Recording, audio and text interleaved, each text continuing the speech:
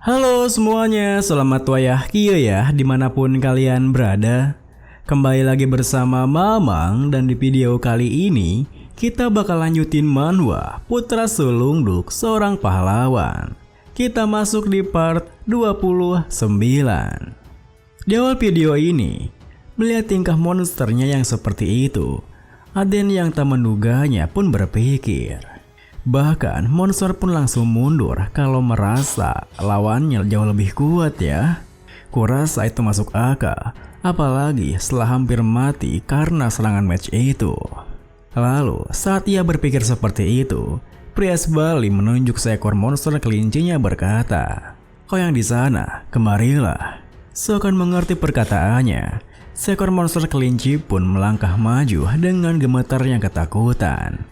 Namun, meski ia begitu ketakutan karena Aloy dan Aden menatapnya dengan sangat tajam, tiba-tiba saja monster kelinci itu menyadari jika ada mangsa empuk di antara mereka. Mangsa empuk itu adalah Alice, yang mana hanya terdiam bengong di sana menatapnya. Seketika itu juga, monster kelinci itu pun menyeringai begitu lebar dan langsung melompat menerjang Alice di sana. Sayangnya, tindakannya itu malah sebuah kesalahan besar, di mana Alice bukanlah mangsa yang empuk, melainkan seorang bocil barbar yang langsung menghajar dengan tangan kosong. Bahkan juga berefek menghajar kawan-kawannya yang lain dengan berteriak, "Aku bukan wortel, dasar kelinci jahat, ciat!" Melihat hal itu, pria Bali yang sungguh tak menduganya pun berkata, Itu sudah yang ke-14, dia menggunakan kekuatan sucinya langsung di sekitar kepalan tangannya untuk bertarung. Aku tak pernah melihat sesuatu seperti ini. Apa kau yang mengajarinya, Tuan Muda?" Meski Aden memang yang mengajarinya, ia yang juga tak menduga jika Alice akan sebarbar itu membalas. "Haha, iya, aku bilang padanya untuk coba menggunakan seni bela diri mana, tapi aku tak menyangkakan sekuat ini." Tentu saja, Aden mengatakannya bukan tanpa alasan, di mana biasanya Priest hanya menggunakan mantra suci untuk memperkuat senjata ataupun tubuh mereka ketika mereka bertarung jarak dekat. Mantra suci umumnya hanya berarti bantuan, tidak lebih. Tapi saat ini, Alice menyalurkan kekuatan sucinya langsung ke tubuhnya untuk seni bela diri. Normalnya, mana dan kekuatan suci tak dapat menyatu. Seharusnya itu mustahil. Tapi mungkin karena semua eliksir kelas tinggi yang disuapi oleh Joseph padanya seperti sebuah permen bersat memang sekecil. Saat ia menjadi seorang saintis, kekuatan sucinya mengalir dengan alami ke dalam saluran mana yang sudah terbuka. Makanya tidak seperti Priest atau sains lain, dia dapat menggunakan kekuatan suci seperti mana. Lalu sembari terus memperhatikan kebarbaran Alice, Aden pun berpikir, "Aku tak pernah melupakan tendangan melayang yang dia luncurkan padaku saat pertama kali aku bertemu. Saat itulah aku sadar bahwa kemampuan Alice mirip dengan orang itu. Jadi aku mengajarinya gaya bertarung orang itu." Kers yang tahu pikirannya bertanya, Siapa yang kau maksud?" Aden pun membalas, "Spica, Iron-Blooded Scientist, yaitu monster. Sosok yang kuatnya tak masuk akal dan kombinasi tak terkalahkan kekuatan sucinya dengan seni bela diri di kultus Depan Carnage. Tapi aku khawatir, mungkin aku telah menciptakan monster." Kers yang merinding pun menimpali. Aduh, tiba-tiba aku merasa kedutan di tempat di mana Iron-Blooded Scientist menghajarku di kehidupan sebelumnya. Saat kemudian, setelah Alice menghabisi semua monster kelincinya seorang diri, sebuah peti harta karun pun muncul di depan mereka, yang tentunya membuat Alice tersenyum kegirangan. Ditambah lagi, Aden juga mengatakan jika semua hadiahnya itu adalah miliknya, karena Alice menyelesaikan dungeonnya seorang diri. Dengan begitu, Alice yang begitu penasaran dengan isi harta karunnya pun langsung membukanya. Wah, ada gelang keren dan armor, banyak perhiasan lainnya topi apaan tuh? Kok melayang di udara? Saat perhatian Alice tertuju pada topi yang melayang di depannya, si Speed Merchant Rabbit pun muncul dari topinya dengan berkata, Halo, aku Speed Merchant yang ramah, Rab." Sayangnya, belum sempat si Rabbit bisa menyelesaikan kalimatnya. Alice yang mengira jika si Rabbit itu sama dengan monster kelinci yang dihajarnya, langsung saja memberinya tinju hangatnya sembari berteriak, "Dasar kelinci jahat!" Tentu saja, hal itu membuat si Rabbit terkejut bukan main, di mana ia segera menjauh darinya dengan hidungnya yang berdarah. Apa yang kau lakukan? Beraninya kau menyakitiku, manusia kecil yang ceroboh." Alice yang masih kesal pun membalas, "Turun sini kau, kelinci jahat." Rabbit yang sama keras kepalanya menimpali, "Kelinci jahat? Aku ini kelinci paling baik dan tulus yang pernah ada. Jaga mulutmu."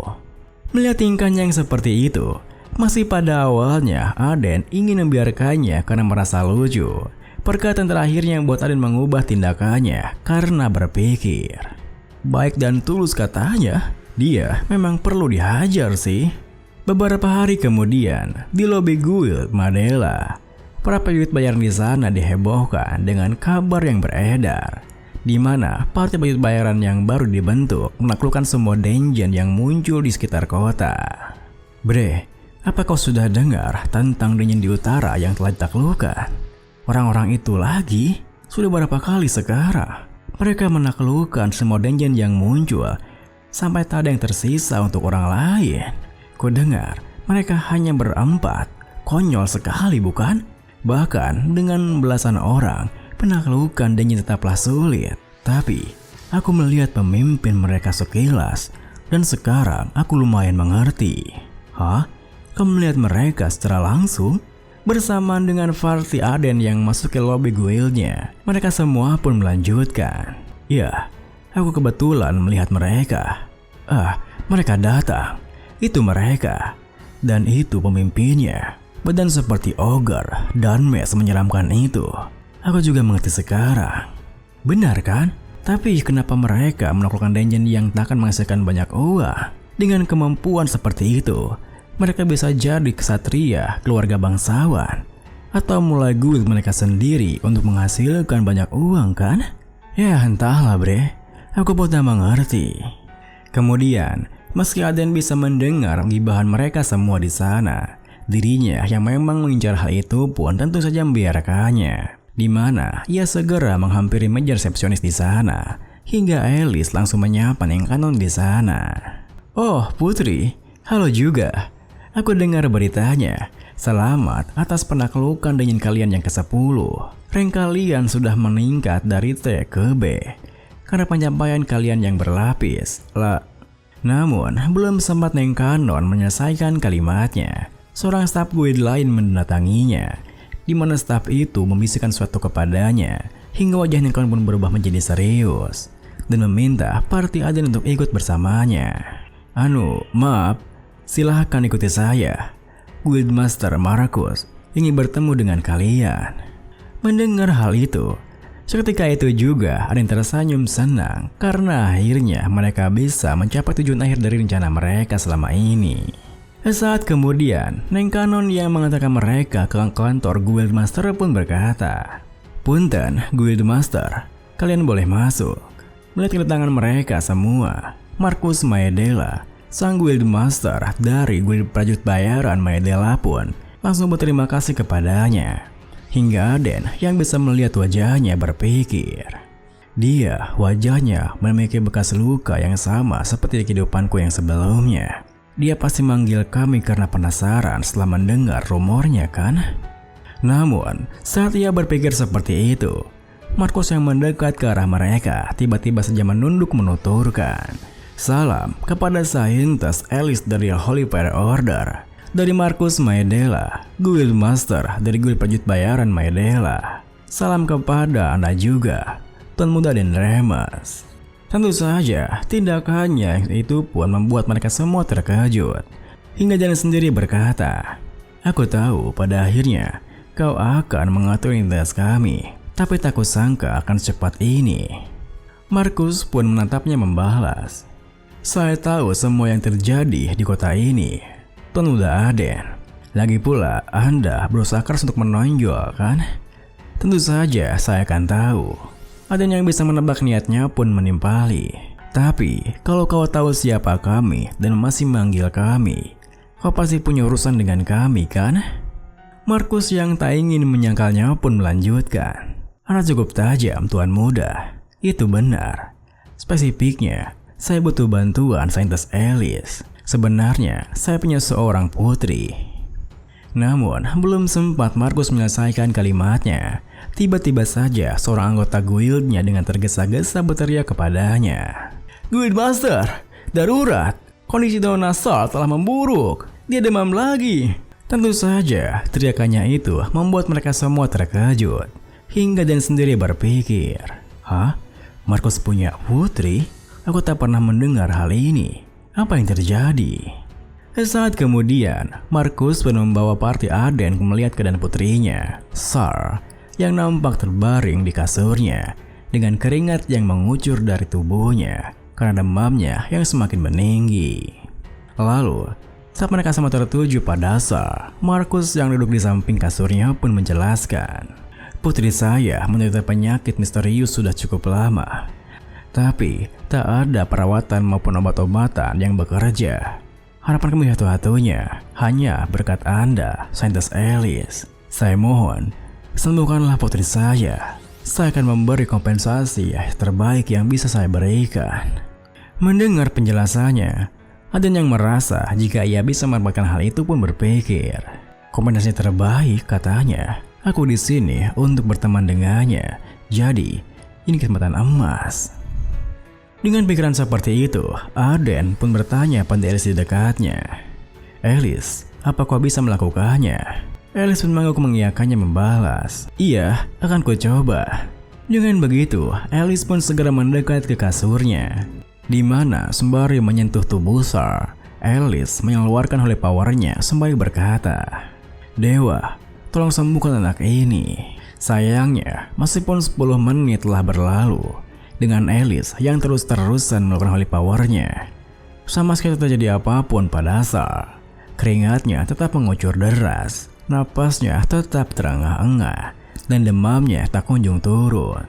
Hal itu pun membuat Markus menghentikan Alice yang masih ingin mencobanya, di mana ia menyuapi Sar dengan sebuah obat sembari berkata, Sudahlah, Saintes, tidak apa. Terima kasih sudah mencoba. Sar, minum obatmu ya. Anehnya, tak berselang lama setelah Sar menelan obatnya, tubuhnya pun membaik dengan sangat cepat, di mana keringatnya berhenti mengucur, napasnya menjadi lebih stabil, dan demamnya pun segera mereda seketika. Melihat hal itu, ada yang merasa aneh pun bertanya, kau punya obatnya? Markus yang merasa putus asa pun menjelaskan, ini hanya menstabilkan kondisinya untuk sementara. Saya mendapatkannya dari Google Umbra, tapi mereka memasang harga yang sangat gila. Kukira kekuatan suci Mas Saintes dapat menyembuhkannya, tapi ternyata tidak. Kalau begini, aku mungkin harus menjual Guild untuk membeli obatnya. Mendengar penjelasannya, ada yang merasa aneh pun terdiam berpikir. Terlalu banyak keanehan yang di sini. Dari awal, kalau dia menderita karena kutukan, kekuatan suci pasti bisa menyembuhkannya. Terlebih lagi, kekuatan suci Alice tak meringankan gejalanya sama sekali. Tetapi, obat dari Guild Umbra bisa melakukannya. Apa yang salah dengan anak ini? Curse yang menjadi sesuatu pun berkomentar, sepertinya aku tahu. Ada yang penasaran pun meliriknya bertanya, hah? Apa kau tahu alasannya, Curse? Video ini pun diakhiri dengan penuh percaya diri, Curse tersenyum menekankan, panggillah Banshee Spirit Seal, karena Banshee Spirit Seal juga berperan sebagai mata ke dunia yang tak bisa dilihat manusia.